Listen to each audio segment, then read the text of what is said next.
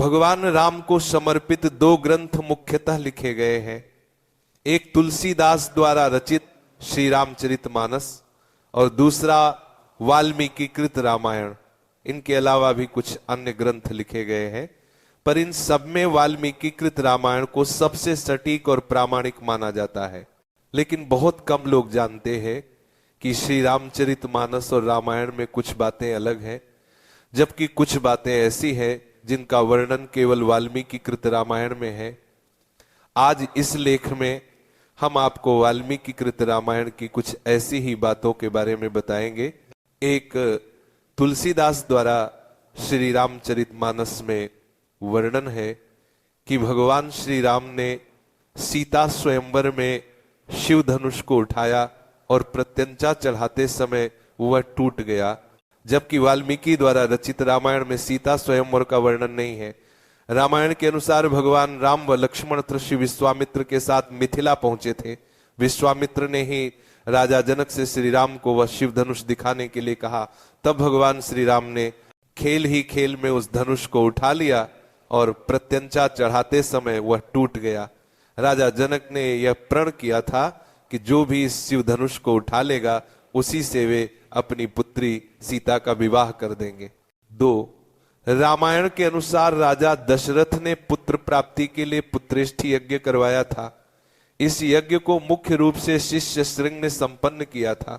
शिष्य श्रृंग के पिता का नाम महर्षि विभांडक था। एक दिन जब वे नदी में स्नान कर रहे थे तब नदी में उनका वीर्यपात हो गया। उस जल को एक हिरणी ने पी लिया था, जिसके फलस्वरूप दस्य श्रृंग का जन्म हुआ था। 3. विश्व विजय करने के लिए जब रावण स्वर्ग लोक पहुंचा तो उसे वहां रंभा नाम की अप्सरा दिखाई दी। अपनी वासना पूरी करने के लिए रावण ने उसे पकड़ लिया। तब उस अप्सरा ने कहा कि आप मुझे इस तरह से स्पर्श न करें, मैं आपके बड़े भाई कुबेर के बेटे नल कुबेर के लिए आरक्षित हूं, इसलिए मैं आपकी पुत्रवधू के समान हूं। लेकिन रावण नहीं माना और उसने रंभा से दुराचार किया। यह बात जब नलकुबेर को पता चली तो उसने रावण को श्राप दिया कि आज के बाद रावण बिना किसी स्त्री की इच्छा के उसे स्पर्श करेगा तो उसका मस्तक 100 टुकड़ों में बंट जाएगा। 4. ये बात सभी जानते हैं कि लक्ष्मण द्वारा शूर्पणखा के नाक कान काटे जाने से क्रोधित होकर ही रावण ने सीता का हरण किया था, लेकिन स्वयं शूर्पणखा ने भी रावण का सर्वनाश होने का श्राप दिया था, क्योंकि रावण की बहन शूर्पणखा के पति का नाम विद्युतजीव था। वो कालकेय नाम के राजा का सेनापति था। रावण जब विश्व युद्ध पर निकला तो कालकेय से उसका युद्ध हुआ। उस युद्ध में रावण ने विद्युतजीव का वध कर दिया। तब शूर्पणखा ने मन ही मन रावण को श्राप दिया कि मेरे ही कारण तेरा सर्वनाश होगा। 5. श्री रामचरितमानस के अनुसार सीता स्वयंवर के समय भगवान परशुराम वहां आए थे, जबकि रामायण के अनुसार सीता से विवाह के बाद जब श्री राम पुण्य अयोध्या लौट रहे थे तब परशुराम वहां आए और उन्होंने श्री राम से अपने धनुष पर बाण चढ़ाने के लिए कहा। श्री राम के द्वारा बाण चढ़ा देने पर परशुराम वहां से चले गए थे। 6. वाल्मीकि रामायण के अनुसार एक बार रावण अपने पुष्पक विमान से कहीं जा रहा था, तभी उसे एक सुंदर स्त्री दिखाई दी। उसका नाम वेदवती था। वह भगवान विष्णु को पति रूप में पाने के लिए तपस्या कर रही थी। रावण ने उसके बाल पकड़े और अपने साथ चलने को कहा। उस तपस्विनी ने उसी क्षण अपनी देह त्याग दी और रावण को श्राप दिया कि एक स्त्री के कारण ही तेरी मृत्यु होगी। उसी स्त्री ने दूसरे जन्म में सीता के रूप में जन्म लिया। 7. जिस समय भगवान श्री राम वनवास गए उस समय उनकी आयु लगभग 27 वर्ष की थी। राजा दशरथ श्री राम को वनवास नहीं भेजना चाहते थे, लेकिन वे वचनबद्ध थे। जब श्री राम को रोकने का कोई उपाय नहीं सूझा तो उन्होंने श्री राम से यह भी कह दिया कि तुम मुझे बंदी बनाकर स्वयं राजा बन जाओ। 8. अपने पिता राजा दशरथ की मृत्यु का आभास भरत को पहले ही एक स्वप्न के माध्यम से हो गया था। सपने में भरत ने राजा दशरथ को काले वस्त्र पहने हुए देखा था। उनके ऊपर पीले रंग की स्त्रियां प्रहार कर रही थी। सपने में राजा दशरथ लाल रंग के फूलों की माला पहने और लाल चंदन लगाए गधे जुते हुए रथ पर बैठकर तेजी से दक्षिण यम की दिशा की ओर जा रहे थे। 9. हिंदू धर्म में 33 करोड़ देवी देवताओं की मान्यता है, जबकि रामायण के अरण्यकांड के 14वें सर्ग के 14वें श्लोक में सिर्फ 33 देवता ही बताए गए हैं। उसके अनुसार 12 आदित्य, 8 वसु, 11 रुद्र और 2 अश्विनी कुमार, यही कुल 33 देवता हैं। 10 रघुवंश में एक परम प्रतापी राजा हुए थे जिनका नाम अनरण्य था। जब रावण विश्व विजय करने निकला तो राजा अनरण्य से उसका भयंकर युद्ध हुआ। उस युद्ध में राजा अनरण्य की मृत्यु हो गई, लेकिन मरने से पहले उन्होंने रावण को श्राप दिया कि मेरे ही वंश में उत्पन्न एक युवक तेरी मृत्यु का कारण बनेगा। 11 रावण जब विश्व विजय पर निकला तो वह यमलोक भी जा पहुंचा। वहां यमराज और रावण के बीच भयंकर युद्ध हुआ। जब यमराज ने रावण के प्राण लेने के लिए कालदंड का प्रयोग करना चाहा तो ब्रह्मा ने उन्हें ऐसा करने से रोक दिया, क्योंकि किसी देवता द्वारा रावण का वध संभव नहीं था। 12 सीताहरण करते समय जटायु नामक गिद्ध ने रावण को रोकने का प्रयास किया था। रामायण के अनुसार जटायु के पिता अरुण बताए गए हैं। ये अरुण ही भगवान सूर्यदेव के रथ के सारथी हैं। 13 जिस दिन रावण सीता का हरण कर अपनी अशोक वाटिका में लाया, उसी रात को भगवान ब्रह्मा के कहने पर देवराज इंद्र माता सीता के लिए खीर लेकर आए। पहले देवराज ने अशोक वाटिका में उपस्थित सभी राक्षसों को मोहित कर सुला दिया। उसके बाद माता सीता को खीर अर्पित की, जिसके खाने से सीता की भूख प्यास शांत हो गई। 14 जब भगवान राम और लक्ष्मण वन में सीता की खोज कर रहे थे, उस समय कबंध नामक राक्षस का राम लक्ष्मण ने वध कर दिया।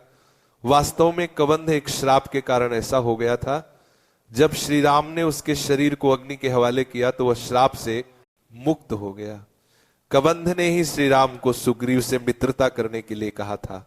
15 श्री रामचरितमानस के अनुसार समुद्र ने लंका जाने के लिए रास्ता नहीं दिया तो लक्ष्मण बहुत क्रोधित हो गए थे, जबकि वाल्मीकि रामायण में वर्णन है कि लक्ष्मण नहीं बल्कि भगवान श्री राम समुद्र पर क्रोधित हुए थे और उन्होंने समुद्र को सुखा देने वाले बाण भी छोड़ दिए थे। तब लक्ष्मण व अन्य लोगों ने भगवान श्री राम को समझाया था। 16 सभी जानते हैं कि समुद्र पर पुल का निर्माण नल और नील नामक वानरों ने किया था, क्योंकि उसे श्राप मिला था कि उसके द्वारा पानी में फेंकी गई वस्तु पानी में डूबेगी नहीं। जबकि वाल्मीकि रामायण के अनुसार नल देवताओं के शिल्पी इंजीनियर विश्वकर्मा के पुत्र थे और वह स्वयं भी शिल्प कला में निपुण था। अपनी इसी कला से उसने समुद्र पर सेतु का निर्माण किया था। 17 रामायण के अनुसार समुद्र पर पुल बनाने में 5 दिन का समय लगा। पहले दिन वानरों ने 14 योजन, दूसरे दिन 20 योजन, तीसरे दिन 21 योजन, चौथे दिन 22 योजन और 5वें दिन 23 योजन पुल बनाया था। इस प्रकार कुल 100 योजन लंबाई का पुल समुद्र पर बनाया गया। ये पुल 10 योजन चौड़ा था। 1 योजन लगभग 13-16 किमी होता है। 18 एक बार रावण जब भगवान शंकर से मिलने कैलाश गया, वहां उसने नंदी जी को देखकर उनके स्वरूप की हंसी उड़ाई और उन्हें बंदर के समान मुख वाला कहा। तब नंदी जी ने रावण को श्राप दिया कि बंदरों के कारण ही तेरा सर्वनाश होगा। 19 रामायण के अनुसार जब रावण ने भगवान शिव को प्रसन्न करने के लिए कैलाश पर्वत उठा लिया, तब माता पार्वती भयभीत हो गई थी और उन्होंने रावण को श्राप दिया था कि तेरी मृत्यु किसी स्त्री के कारण ही होगी। 20 जिस समय राम रावण का अंतिम युद्ध चल रहा था, उस समय देवराज इंद्र ने अपना दिव्य रथ श्री राम के लिए भेजा था। उस रथ में बैठकर ही भगवान श्री राम ने रावण का वध किया था। 21 जब काफी समय तक राम रावण का युद्ध चलता रहा, तब अगस्त्य मुनि ने श्री राम से आदित्य हृदय स्तोत्र का पाठ करने को कहा, जिसके प्रभाव से भगवान श्री राम ने रावण का वध किया। 22 रामायण के अनुसार रावण जिस सोने की लंका में रहता था, वह लंका पहले रावण के भाई कुबेर की थी। जब रावण ने विश्व विजय पर निकला तो उसने अपने भाई कुबेर को हराकर सोने की लंका तथा पुष्पक विमान पर अपना कब्जा कर लिया। 23 रावण ने अपनी पत्नी की बड़ी बहन माया के साथ भी छल किया था। माया के पति वैजंतपुर के शंभर राजा थे। एक दिन रावण शंभर के यहां गया।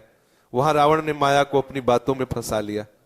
इस बात का पता लगते शंभर ने रावण को बंदी बना लिया। उसी समय शंभर पर राजा दशरथ ने आक्रमण कर दिया। उस युद्ध में शंभर की मृत्यु हो गई। जब माया सती होने लगी तो रावण ने उसे अपने साथ चलने को कहा। तब माया ने कहा कि तुमने वासनायुक्त मेरा सतीत्व भंग करने का प्रयास किया, इसलिए मेरे पति की मृत्यु हो गई। अत तुम्हारी मृत्यु भी इसी कारण होगी। 24 रावण के पुत्र मेघनाद ने जब युद्ध में इंद्र को बंदी बना लिया तो ब्रह्मा जी ने देवराज इंद्र को छोड़े को कहा। इंद्र पर विजय प्राप्त करने के कारण ही मेघनाद इंद्रजीत के नाम से विख्यात हुआ। 25 रावण जब विश्व विजय पर निकला तब वह यमलोक भी जा पहुंचा। वहां रावण और यमराज के बीच भयंकर युद्ध हुआ। जब यमराज ने काल दंड के प्रयोग द्वारा रावण के प्राण लेने चाहे तो ब्रह्मा ने उन्हें ऐसा करने से रोक दिया, क्योंकि किसी देवता द्वारा रावण का वध संभव नहीं था। 26 वाल्मीकि रामायण में 24 हार श्लोक, 500 उपखंड तथा 7 कांड है।